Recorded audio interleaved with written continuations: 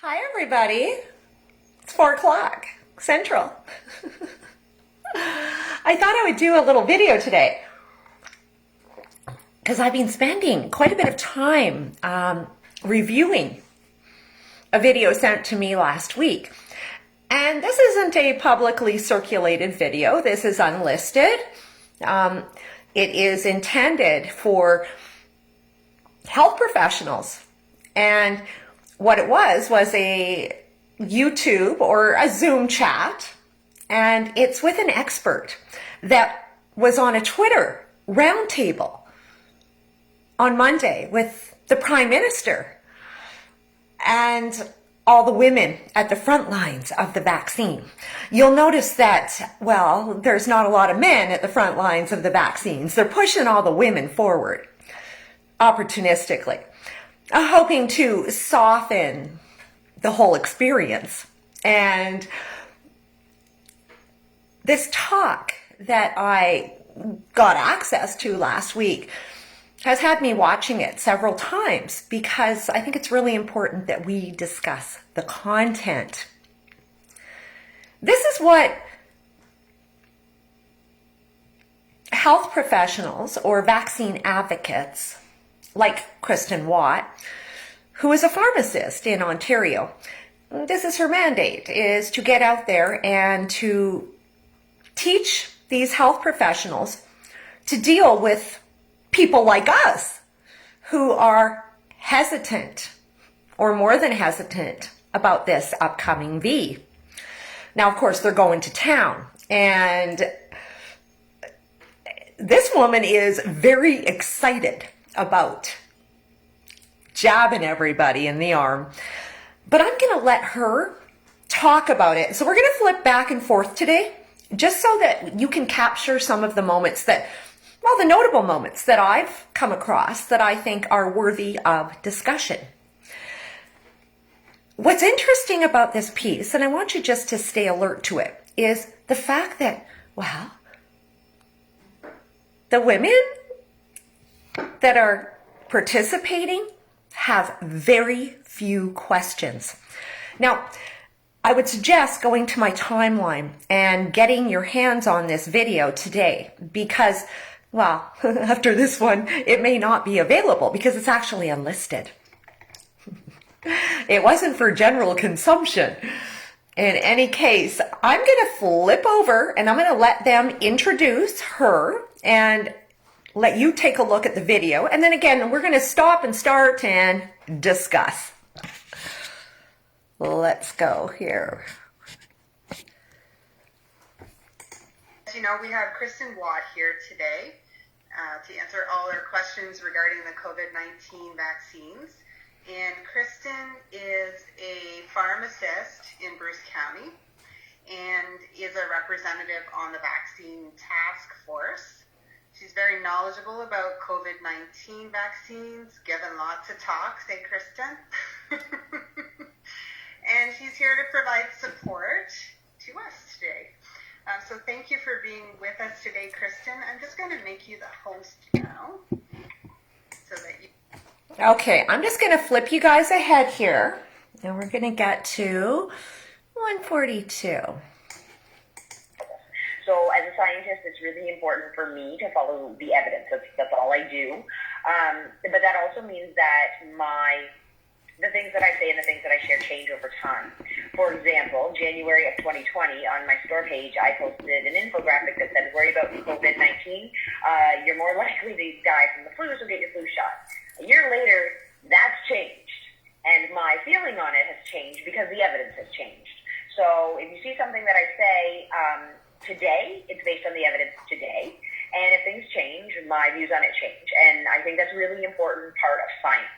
If we're never willing to change how we think about things, it's possible that what we're saying isn't rooted in science and it's more feeling, which is really overwhelming, of course. But science is where it's at when sharing this type of information. So I'm going to share my... Now, I thought that was rather interesting, didn't you? Basically, science is only so good as to, well, the next moment. It can change on a dime. I'm a big believer that we should never be afraid to change our narrative. But when we're talking about science and vaccines coming out, and the fact that she has basically right now, right off the get-go of this video and this meeting has, well, skirted accountability. This is interesting. In any case, we're going to flip over to, where are we going here? 7:15. Yeah, this was another little notable moment for me. All right. What Health Canada did, which was phenomenal, and we were one of the only countries that did this, is we broke every scientist at Health Canada who's going to be part of the vaccine approval process. They broke them into 3 teams, had them working 8-hour shifts over a 24-hour period. So it was amazing. You worked your 8-hour shift, you went home, you had your 16 hours off, and you worked your 8-hour shift. But while you were sleeping, other people were reviewing the data again and again and again.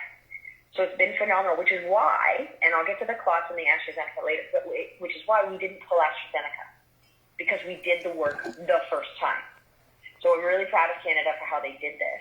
And it's been phenomenal. We have 4 vaccines approved now, one of the only countries that has 4 vaccines approved, because they've been working in shifts around the clock like crazy. The other thing is that we developed 4 different vaccines. Yeah, Moderna took 2 days, and the other one took a little bit longer. And someone said, well, it was too fast. And we said, well, think about it this way.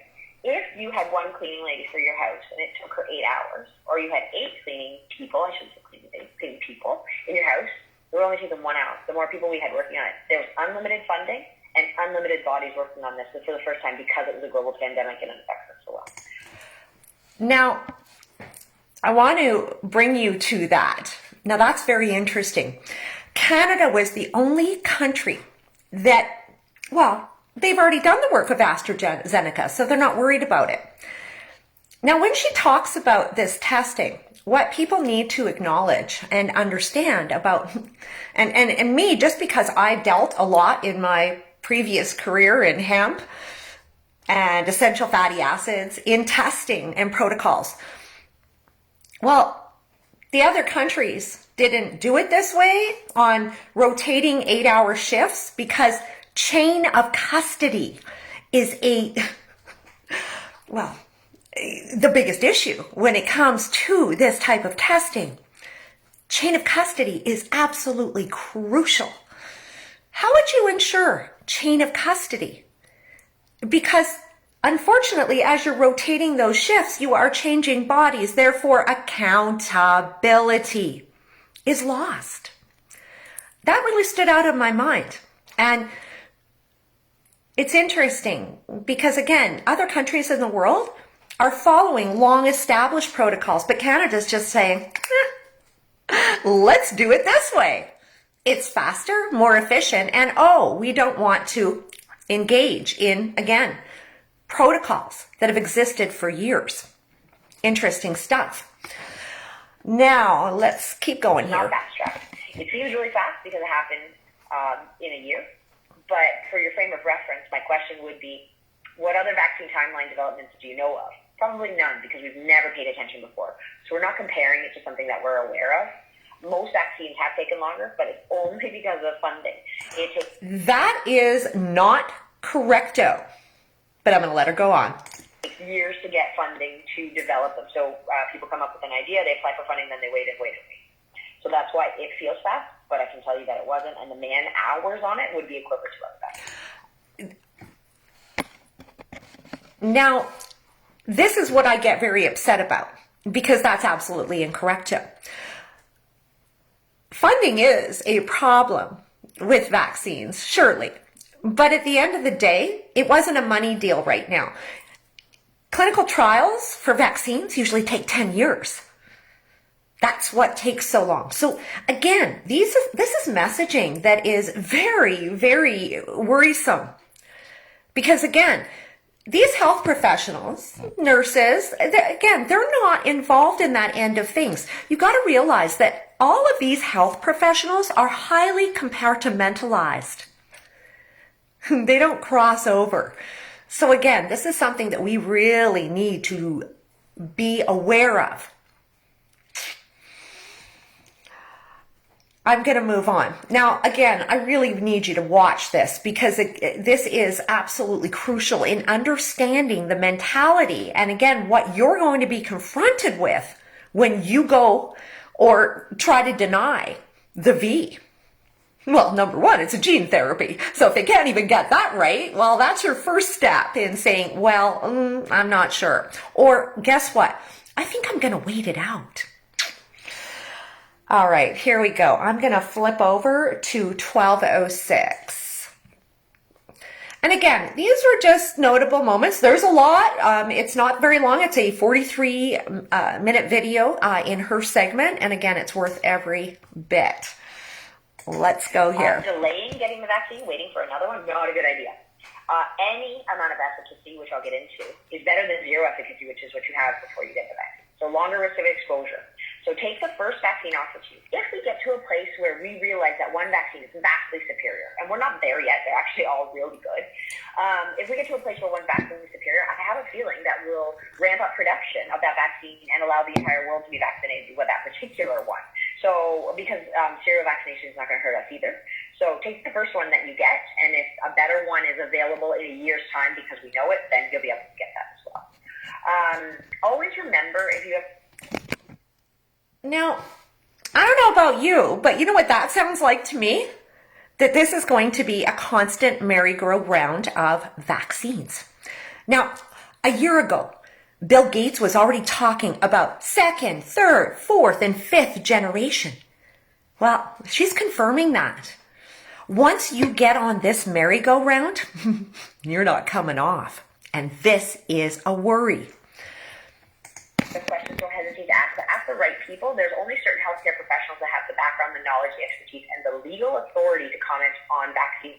Most natural health practitioners don't actually have that legal authority. It should be a physician, a pharmacist, or a well-educated nurse. Now that is absolutely offensive. Okay, so again, legal authority, they're coming down. So in the future here, you guys, you have to be aware that this discussion isn't going to be on the table anymore because, again, I won't have the legal authority to even discuss it, nor will you. We have to be absolutely cognitive of this messaging because, again, this is coming right from our government right now. Now, what's interesting, guys, I just wanted to get you again to my feed on Facebook and look back because I did put a link to the Twitter roundtable. You're going to notice that Trudeau's there and Patty Hajdu is there. And I found it very interesting that Tam wasn't there. Why would the Prime Minister be on the roundtable of this and Canada's top doctor not be there? I thought that was odd. It's like they've switched positions, huh? I'm worried because, again, even discussing or your mother having, you being worried about your mom and you wanting to advocate for her, again, you will not have the legal authority to even comment. And that's what I'm seeing in all this messaging. Now, next, we're talking about what a lot of us already understand is that in Canada, well, there is no usual vaccine compensation fund, but, well, there is. For this, they've set one up. I want you to hear all about it. All right, here we go.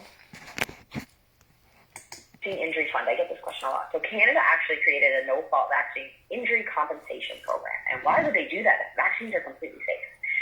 What it means is that those people who may experience harm from the vaccine will have funding for their care because it is not impossible. It's just extremely unlikely and almost improbable. But every single intervention, seatbelts, vaccines, driving your car over bridges, flying, there's an inherent risk in everything. It's just the risk is so low. We actually expect, I've got two different death numbers on there. We actually expect 5 people, 5 Canadians to need to use this vaccine injury fund. 5. But we created it to protect them. To date, 22,000 Canadians have died from COVID-19. Okay, guys, this is interesting. They expect 5 people. I'm not sure how they got to that number, but I just wanted to go through some figures with you. Because, okay, we have 38 million Canadians in Canada. Now, as of today, we had 977,000 COVID positive tests, or 2.5% of the population. Of that 2.5% of the population, we have 23,000 people, I'm shooting it up a bit, that have died, sadly, or 2.35% of that number. We've had 27,550,000 tests performed. Now, let her go on here. Whoop. Where is my... So the risks are really obvious. Natural immunity. Well, I'll just get COVID. I won't die from it because I'm not over 80. 2 people under 18 have died, and I think in Ontario, and I think maybe less than 40 people under 40 have died, and I'm under 40. So I'll just go get the virus and I'll be fine, except for maybe not. So to get natural immunity, you have to get COVID, and you have to survive COVID. Then you have to survive COVID without all of the problems that are associated with it. So inflammation is a big one. The COVID-19 disease wreaks havoc on your body, your immune system. We don't know yet exactly how, but in context, if you get the measles instead of the measles vaccine, you have almost no immune system for 5 years. So getting natural COVID infection might increase your risk for other infections, including COVID reinfection, over the next few years, whereas getting the COVID vaccine wouldn't do that. So I don't advocate for natural immunity. Isn't that interesting? She doesn't advocate at all for natural immunity. I have something to add to her little measles thing there. The fact that I got the measles vaccine, and as a kid, the MMR booster, and then I got the measles, and then I got a lifetime of asthma. Interesting, huh?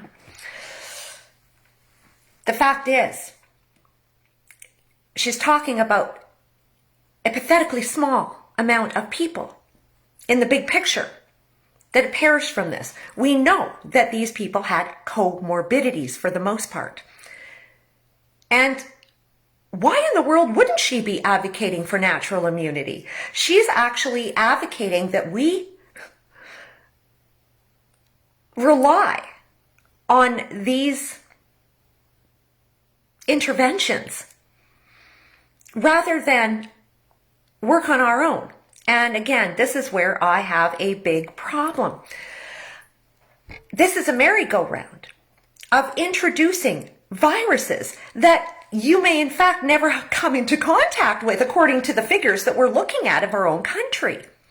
When 2.5% of the population has come and gotten a COVID test, and of course, most people would have, because everywhere they went, they were intercepted by it, unless, you're someone like me who lives alone and doesn't have kids running around in and out of my house, or an endless trail of people. Frustrating, you guys. In any case, I'm quite content that I would survive COVID quite well on my own without an intervention. Okay, we're flipping to 1941. Very short order. There's no theoretical way that it could impact your fertility, and we've seen no evidence of it with the millions of people who've been vaccinated and got pregnant, had healthy babies, passing the immunity on to babies. Not an issue. Okay. Again, started vaccinating in December. They don't know this. And this is the woman talking about science. I don't know if you've noticed here, but she seems to be talking a lot of anecdotal evidence, not a lot of hard science. And again, this is the messaging that has been sent out.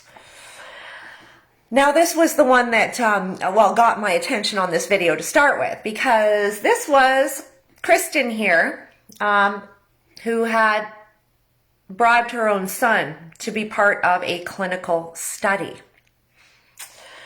Yes, indeed. So let's go back, because she's quite proud of it. And I found that very interesting and rather irresponsible. So right now, vaccination in Canada is approved for 18 plus for Pfizer, 16 plus for Moderna. They are studying, or the Moderna study is opening for 0 to 16, 6 months to 16. And I have convinced my 6-year-old, if it comes to Canada, that he will consent to participation in it. It cost me a Lego Millennium Falcon. But he agreed to that he would be part of it. Because it's not just the 2 shots, which he would take in a heartbeat. It's also 4 blood drops. And I think it's really important, before I put my kid through that he consents, even though I am confident in it. So I might as well.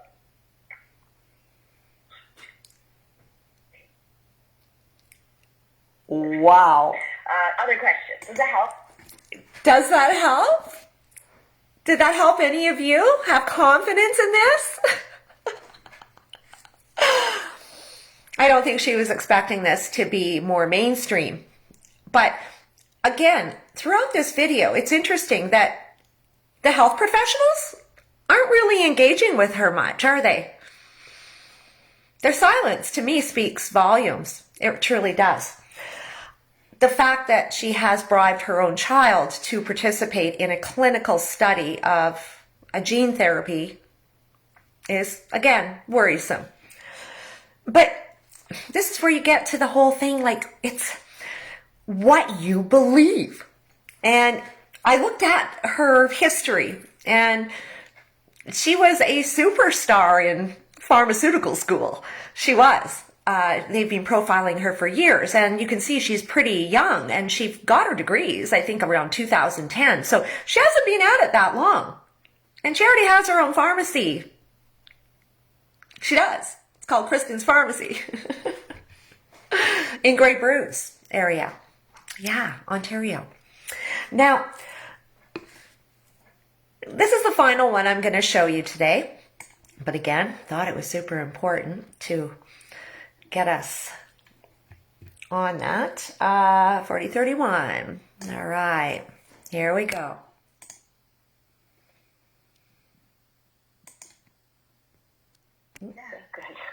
Yeah, this has been great. I have a question. So how about for people who are taking immunosuppressant drugs for Crohn's or conditions like that? Yep. So rheumatology offices have big signs up that say, yes, you need to get the vaccine. And I have a rheumatology friend on Twitter who everybody who comes in the office still asks him, and he goes, let's go out and read the sign again. So, yes, you should get the vaccine.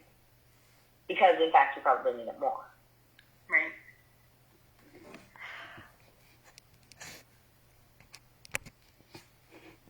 The silences are quite interesting, aren't they? They are. But again, please go take a look at this on my timeline before it disappears, because I'm sure it will. That doesn't give me confidence.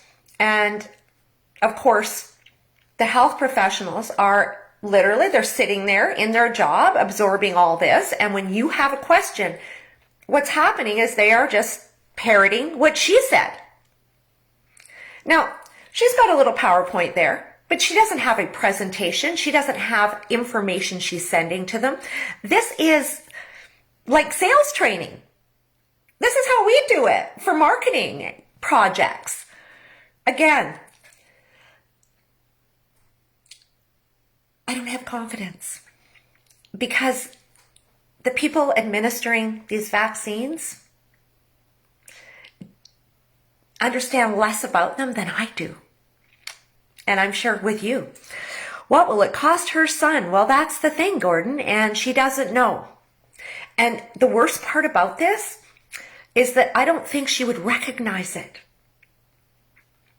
because she believes in that vaccine so much. Fernand, to all the super sheeple, we will be doomed unless people stop complying and wake up before it's too late. Well, the fact is people are complying. They are going ahead with the vaccine. The propaganda has worked. It has. And this is going down exactly like the mask. We have to understand that. All we have to do is replay what happened last year with the mask, and it's the very same psychological program. that we will be expected to be gaslit. Because again, these people have no answers. They are just parroting. They're parroting like the university kids. They're parroting all across the board. It's for the first time in my entire life, we are being expected to tolerate gaslighting, to tolerate lack of common sense. We're expected.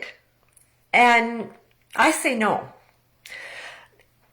It was interesting because this morning a friend of mine sent me a screenshot of a Regina woman, Indigenous woman. Her son was in ICU here in Regina.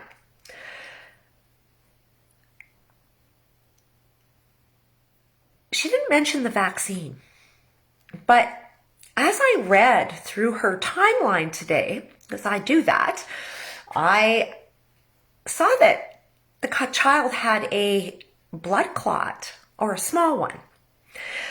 What I know about these sorts of things is that, again, because people believe that vaccine to be innocuous, well, they just let it go. They don't mention it. It doesn't even enter the psyche that that could have been the cause of it. Even if, like with the AstraZeneca, there have been problems with blood clots. It's completely skirted over. I can tell you when my dad collapsed from the flu vaccine, the H1N1, he collapsed, like losing function in his legs right after. And when he got to hospital, the doctors wouldn't hear about that vaccine. In fact, they did all these x-rays and I think they did an MRI and then they decided, oh, it's a disc. And they got him in for surgery and went, no, it's not. And in the meantime, behind, I was flying in going, hey, no. He had that vaccine and that's Guillain-Barré syndrome. The doctor wouldn't have it. He wouldn't have it. He wouldn't listen. And again, it was one of those things where my mom was going, okay, Martine, you know what? We need him to get better and we need them on our side. So shut up. And I did. They did nothing for him, just so you know. Nothing. They had no answers, yet they had all the answers right before their very eyes. They just refused to acknowledge it. So as we're going back to what she was discussing here about that vaccine injury fund, that they expect only 5 people, well, those 5 people will be lucky if their health professionals acknowledge it to start with. And that is going to be the kicker. Now, this is the most important thing you are going to hear today. I'm going to take you back. Or did I do that one already? Oh, no, it was up here. These numbers, because that 37 clots and 17 million, well, we were actually expecting like 45, 50 clots and 17 million. So it's okay.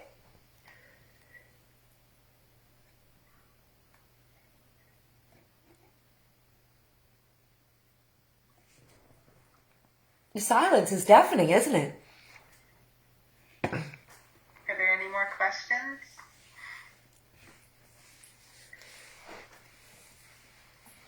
I want you to hear this part. All right, I won't keep you. Thanks for your time, man. Thank you so much. Oh, I missed it. Sorry. Okay, let's go back here. Whoa. 40, 31. Oh, yes, this is the good part. That's the one I wanted. Sorry, guys. For people who are taking immunosuppressant drugs, Oh, how did I miss that? Crohn's or conditions like that. Yep, so rheumatology offices. You know what? Sorry, guys. I'm going to find that because this part is actually amazing. She actually says that everybody's going to die after a vaccine. Of course, I left the best part. What did I do with the best part? Maybe it was right here. Hold on here. Just one. Oh, here we go. Sorry, guys. This is the kicker. We'll just warm up to it. I was like, hang on. I need a day to filter through the information. And by the end of the day, both Health Canada and the Thrombosis Society of Canada was like, let's calm, it's not higher than baseline. Yep, people. So here's the fun part about vaccines. This is scary. Every single person in the world will die after a vaccine. It's just when. Right? Every single person in the world, Canada, the world, wherever, will die after a vaccine. But is it 40 years later, or is it immediately after? And how do we know that that death wasn't already happening or foreseeable or whatever, right? So we have to keep that in mind when we see these numbers, because that 37 clots and 17 million, well, we were actually expecting like 45, 50 clots and 17 million. So it's okay. Is it okay with you? Again, this is a woman who is on the round table with Trudeau the other day. That everyone's going to die after a vaccine, but you just don't know when. Well, for sure, but again, is that scientific? Again, is there anything scientific that she has said today after going on about it at the beginning? Scary times, guys. Justin, what a great mom, puts her son's health on the line to protect and defend her pride and ego. You make an excellent point, Justin, because you see, this is why people just follow blindly. It's all about ego. It is.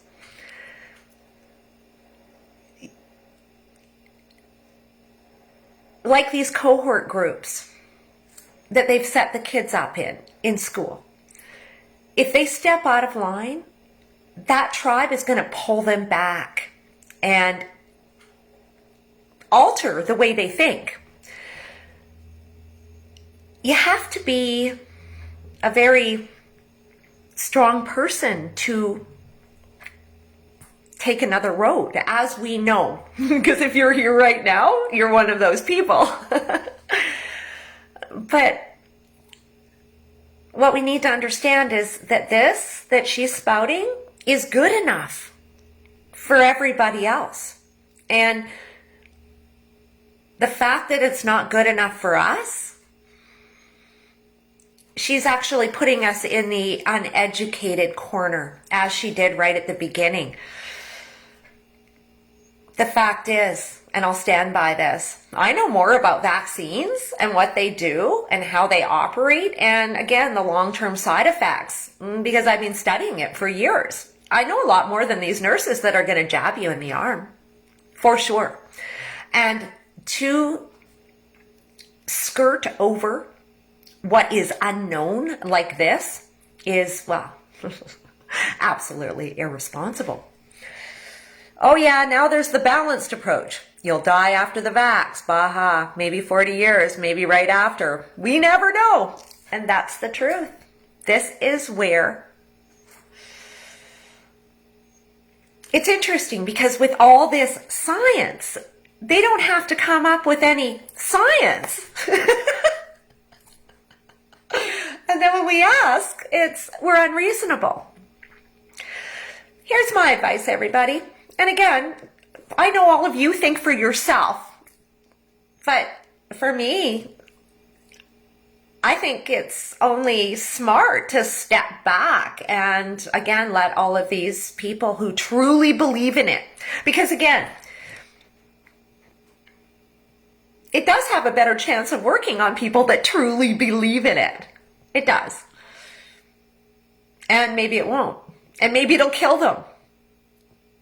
And we're going to be able to step back and watch the situation. And I think that's the smart thing to do. Because honestly, by the time they get it or start rounding us up, they'll most likely be on their third or fourth generation vaccine here. Because what they're going to do is continue ramping this up to these people. Now, in this piece as well, you're going to hear her talk about the fact that the Moderna vaccine was made in 2 days. And it's like, marvels of medical science. But no, it's marvels of a rush job is what it is. Just read today, and let's go over to my Facebook there, about the kids. Pfizer study suggests COVID-19 vaccine is safe protective in younger teens.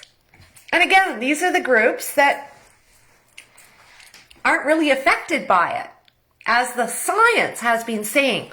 But the idea of this is ramping it up as we head into spring and summer, so that by next school year, they won't be getting into school without it. You mark my words. I'm the one who called hijab in March last year. So here we are. Guys, if you are one of those parents that, again, wants to step back and wait this out, it's time to start getting that school plan ready to go, because you're going to be doing it at home. You truly are. And here's my thing about that. If you're going to actually go to that effort, get off their propaganda program, because you're bringing them home to be indoctrinated with this nonsense. Wait it out. Because right now, this is just unacceptable. It truly is. We know that the borders and all of that it's going to start coming down as they open up. They're going to want this vaccine passport. Again, writing's on the wall. What are we going to do? And that's what we need to be getting to. Kimberly, I already told my kids this January that they're not going back in the fall. Good for you, Kimberly. Right on. You know, as I keep saying to parents, I do. Look, it's been propaganda that has taught parents that they're not smart enough to educate their own kids. And again, when you move off the propaganda program, you need to get rid of it all immediately and start again. It's time to teach those skills that, honestly, the kids coming up in school aren't going to know. They're going to be utterly dependent. They're never going to be able to make a quick move. If we think that they're compartmentalized now, can you imagine in 20 years? We often laugh, and even 10 years ago, that the fact that the kids couldn't count change if they had to, without that number there, or a calculator.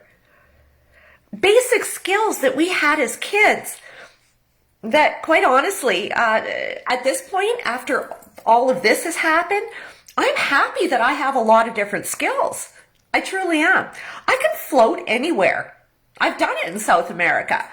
It doesn't matter if I'm running a little hotel.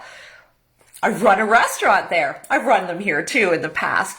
But all these little things I've done over my life have armed me with resiliency. And what they're teaching everyone now is, again, utter dependency. And that, to me, is the scariest thing. That's putting you in a box and literally hammering the lid down. If you are dependent, you are going to have to live as per their will.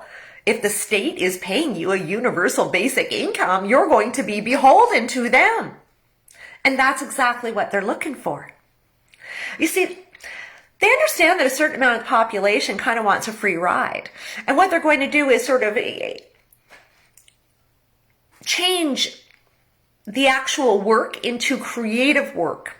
But it will never really pay that much.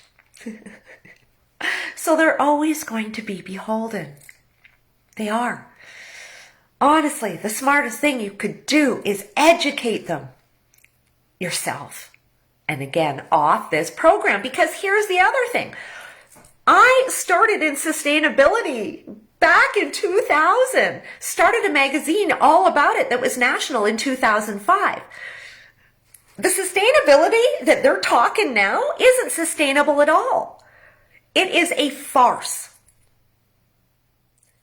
Lots of fancy terms with nothing behind it. And again, it's not authentic. It's so sad because I'll tell you, I went to a lot of work trying to educate the world about this. I know a lot of people who did the same. And it cost us to do this planetary work that was unpaid. Truly. It was because we loved our planet, our Earth. We wanted to preserve it. We wanted to educate. And what happens is now we've got the Agenda 2030 crew, who the beneficiaries are China, the Arab nations. Okay, the Arab nations that are going to Mars now, that are completely altering their weather to synthetic weather. China too. They've built a second sun. They've got moons. They do. These countries are ultra rich and gaining in power. And they are using sustainability to literally choke us in the West so that they can explode. This is what's going on. They are considered developing nations. We're the developed nation, and basically what they're doing is taking us backwards to meet the third world in the middle. It's not a good thing, and it's certainly not a good look for us in the West. And as you've noticed, our freedoms, of course, are being chipped away at bit by bit. We're covering our faces in public spaces. That's kind of scary, isn't it? And we know that we're wearing a non-medical mask because that's the mandate. So, guys, again, we're being gaslit. Carbon tax, as the politicians get a raise. Well, here's the thing. We see this little carbon tax, and then this other tax and the other tax. But what we need to first do is go to the Government of Canada website. And I want you to look up circular economy, because that's what everybody in the world's going to get. A year ago, I was talking about why Sweden didn't get the measures. And the reason they didn't get the measures, as far as I'm concerned, and according to my research, is the fact that they are on target with Agenda 2030 goals. That's what's happening here. Number one, Sweden has been virtually cashless for a while. It's expensive to deal in cash there, and it's become absolutely uneconomical to do so. Number two, they've been microchipping since 2014 in the corporations. It's not and wasn't widespread, and nobody made people do it, but it was a convenience. And of course, today they're having chipping parties because it is, wow, it's being accepted by the youth as convenient. Number three, Sweden is 99% vaccinated. They are. It's interesting because when you try to research it, what you find is that they say they never made it a legal requirement. But then in the background, you see a lot of chatter. And what I'm starting to understand is that they've sort of beta tested this whole pressure thing, socialist thing there. And they understand that pressure from cohort groups is going to absolutely work to percolate. And again, ramp up the pressure without making it a legal requirement. So we know that the corporations here are already set. Many have already told their employees that they won't be working unless they get it. They've already done this in Sweden. Now you've also got to remember they're socialist to start with. In Sweden, and this was new to me last spring when I researched it, Communist China pays 45% personal income tax. They pay 57% in Sweden, and they love it. This is the country. So they've already accepted. Now, getting back to circular economy, Sweden innovated the circular economy. The second place to innovate it and in different zones in China. That started last spring too. So our two places where this is actually happening, this new global economy, Sweden, China. Now, the thing is about China, it's interesting because they're going to actually have to get these people to pay 10% more tax. And I'm wondering how that's going to go over. The fact is that we're all, anyone who's a member nation of United Nations, we're all going to be shifted to this new circular economy. And I do believe it's going to be the developed nations that undertake it to begin with. And again, that's going to cost us a lot of money. What it's also going to do is pretty much tap out innovators.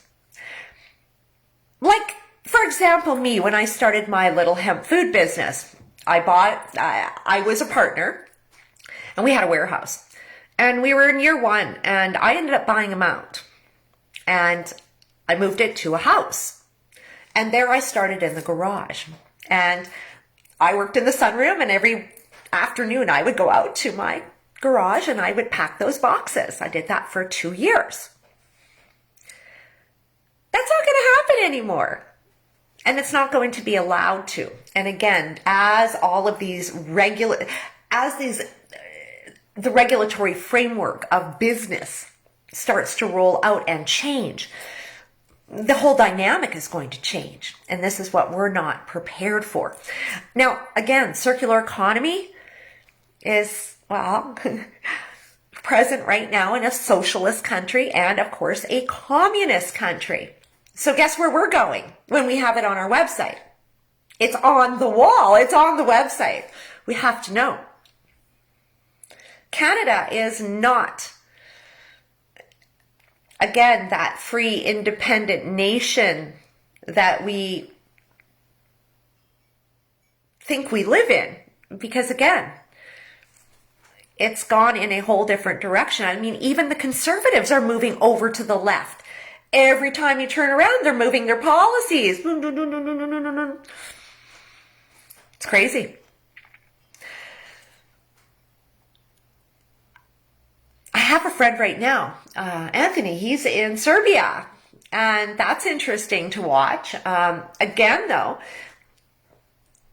we've got Russia and China that are aligning against the West now. The thing is, what I believe about all of this is that that's just drama. I do. There's a global plan, and that is to unite the world as one. And right now, there's a whole lot of strife being created. But the thing we don't understand is it's not the dynamic of the past. And that in the past, you had nations against nations. And that's what you're seeing right now. Where, for example, the Quad is getting together and they are trying to confront China's aggression in the South Pacific. The fact is, China's interests absolutely traverse these territorial disputes, as do all of ours, because it's economic now. So just as on the global emergency on January 30th, 2020, all of a sudden the borders basically fell at that point to the World Health Organization. And then all of these corporations were able to make up their own rules.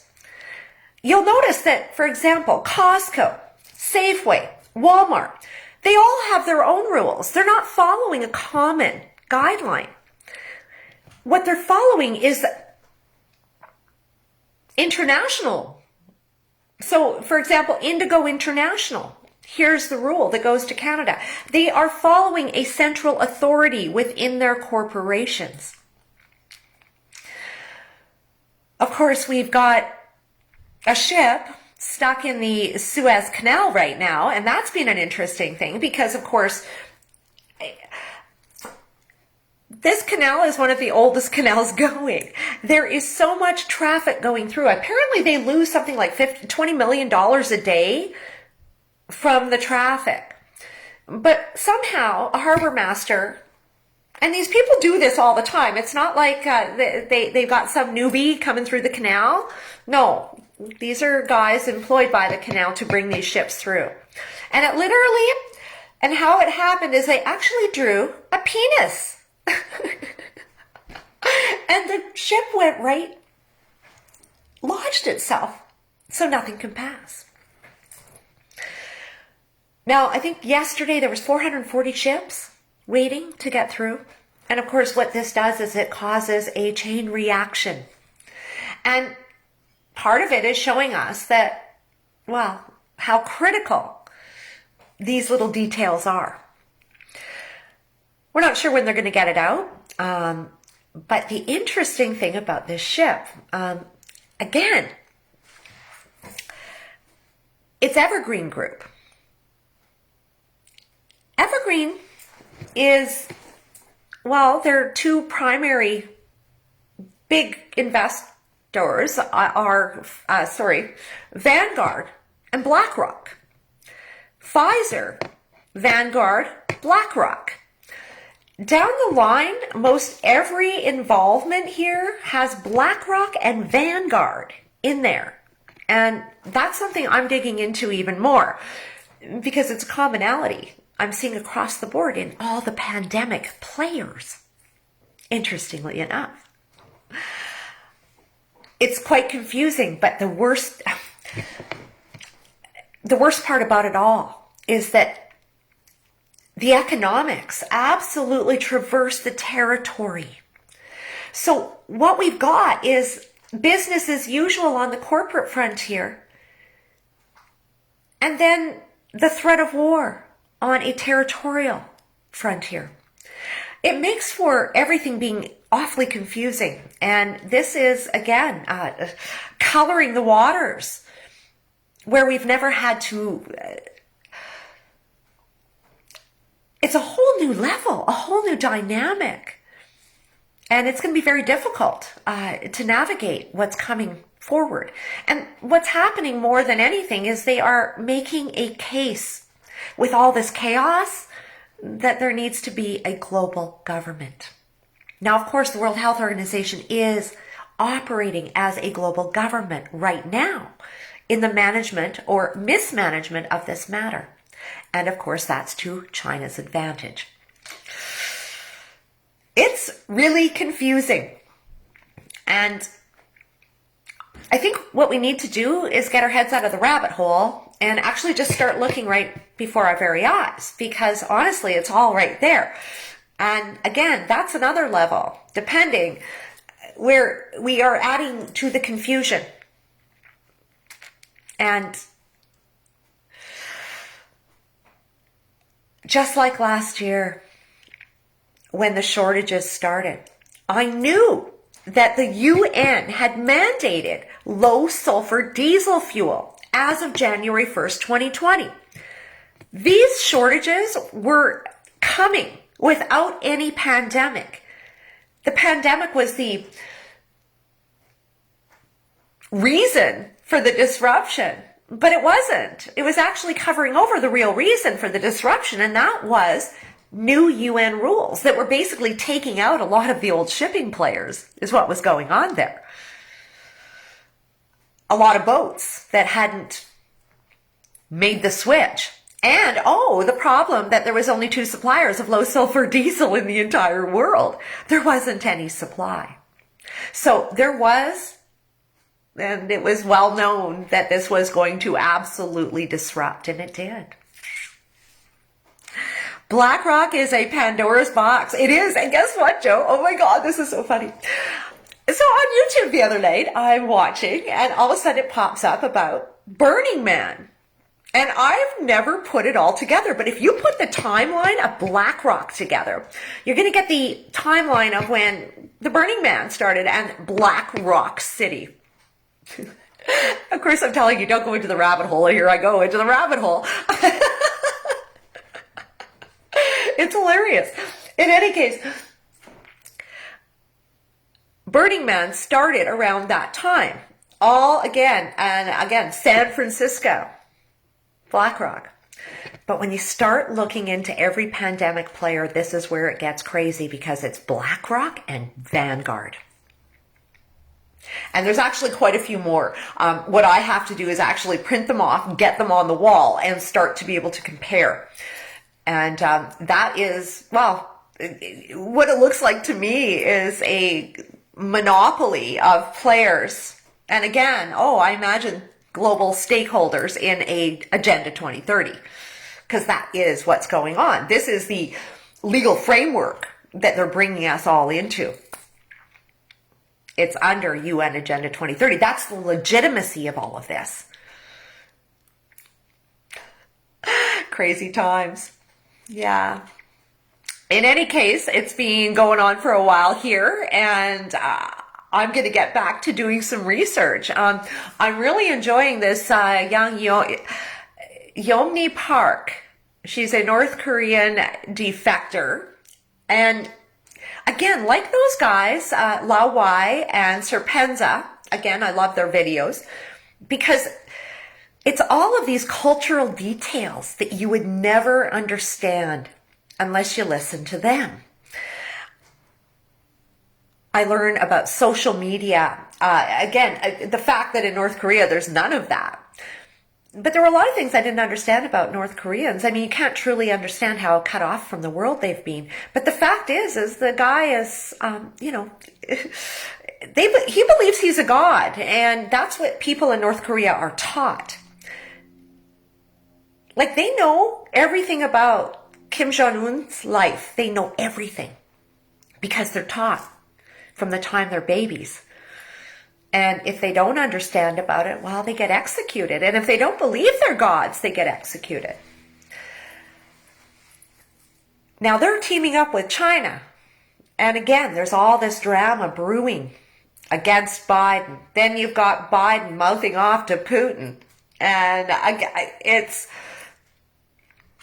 it's worrisome because, again, this drama is building. Yet the corporations continue on. And it doesn't seem to be...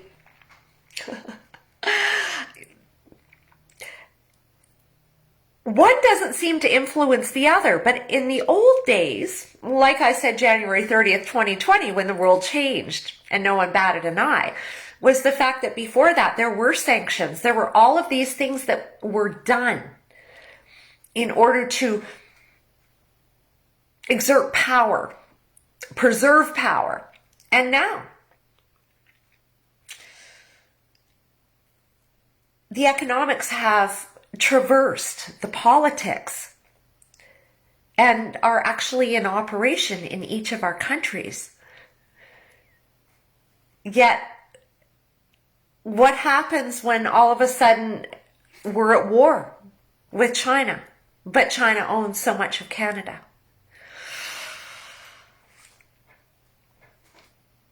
Don't we have a de facto government? Absolutely. Right now we do, as far as I'm concerned. And I was saying, and I have been right from the beginning, January 30th, 2020. And of course, the day the measures went in, which was March 18th here in Saskatchewan. Like, our premier is not the first in command. And again, this week, Trudeau was in on a round table with the health minister and all these women, pharmacists, and again, health providers across the country. Where was Tam? She's the chief doctor, isn't she? No, she's in control for the World Health Organization. Tedros, Tam, Shabab here, Hinshaw in Alberta, Bonnie Henry in BC. That's the power structure. Again, they need to keep us distracted so that we don't understand the protocol. And for a year now, they've been able to keep us from understanding that protocol, even though I've been jumping, yelling, screaming, hasn't mattered. This is the way it is. The problem here in Canada is that we just can't understand or believe that.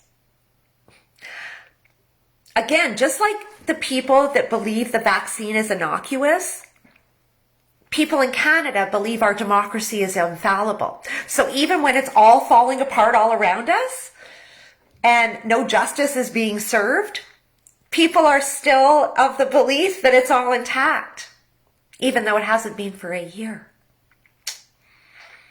Pretty scary stuff. In any case, people say, what are you going to do? And, I don't know. I can tell you if we're going to be on imminent lockdown for years, I don't know that I want to be in this cold spot. I kind of think in a third world nation, I might be left to my own devices much longer. Because again, they're not going to be pushed as hard as we are in the first world.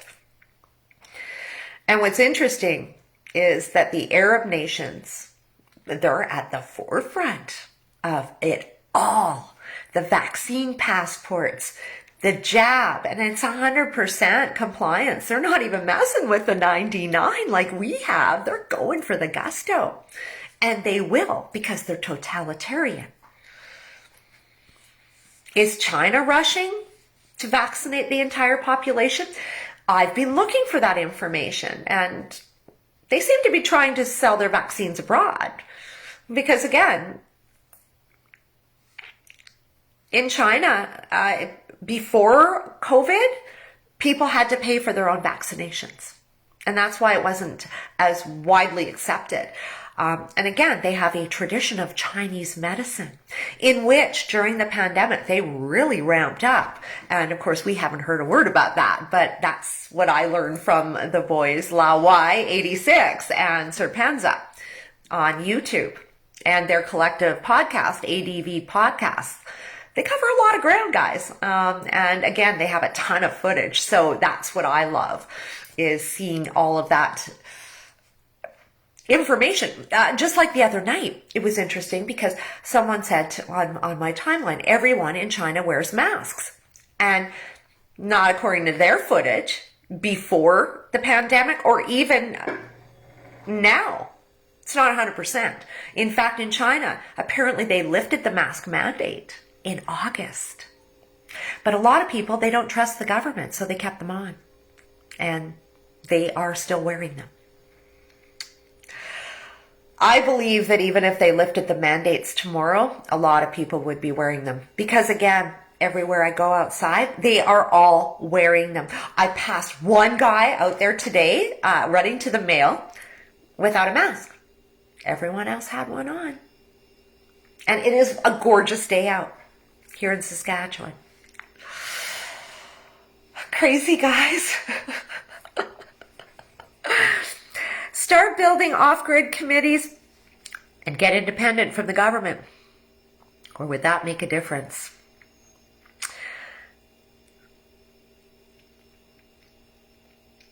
Yeah, well, the problem is, guys, Fernand is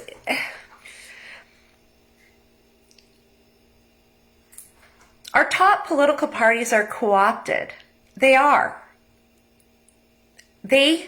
Harper signed us into Agenda 2030. It's the best kept secret of every politician, including Maxime Bernier, the anti-globalist.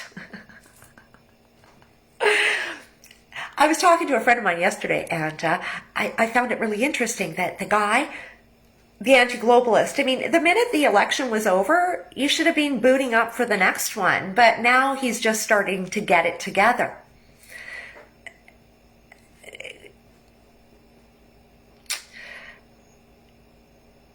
When our top parties in the country are all hiding it, and then every other party coming out is doing exactly the same, not wanting to open that can of worms, it tells me they're just playing ball with the new order, because they're preserving their positions. They are. I think it might be moving country. And again, I'm seeing that within my friend groups. There are people making moves all over the place. They are. I tried 10 years ago, but the motivation wasn't great enough. And again, freedom was what brought me home after a year. It was. I think with the knowledge that lockdowns are going to be here for the foreseeable future, it's incumbent to look at other options depending on what you expect and want in your life. For me, I don't want for a whole lot, but I do like warmer weather. And again, in this country, I've seen what happened to people who weren't wearing a mask. I fought for it. I created an alternative because I was tired of being threatened. And I was seeing all sorts of people being threatened. I saw how fast that came down, and it scares me to death what's going to happen with this V. And the fact that they could pretty much lock you down in country and you won't be going anywhere until you comply with that. That's pretty scary stuff. It's something that I don't see happening in a third world country. Not yet. But here, I think it's pretty imminent. Not everyone can afford to get out. Well, hey, I know that. I get that. But you know what? Sometimes you can't afford not to. Think a Syrian refugee went, hey, I can't afford to leave Syria. I'm not saying we're there yet, but at the end of the day, if we're going to have our borders shut, be told that we cannot participate in society, then I can live in a hut. I can. I've done it. I'm not materialistic. I can be happy anywhere. I've proven that. And I can live without money. Because I've been doing it this entire year, in fact, bringing you the messages, doing all my videos. It was an act of love for my country. But I just don't see that we're going to be able to bring her back. We would have been able to do something last year. I don't see it now. You don't always need money. You've got to remember, we're from the West. We have skills. We're multifaceted. And we're educated. And that gives you a jump anywhere. It truly does. In any case, guys, I'm a little teary. It does really make me sad to seeing my country crumble right before my very eyes. Have a wonderful day. I'm getting out for a beautiful walk.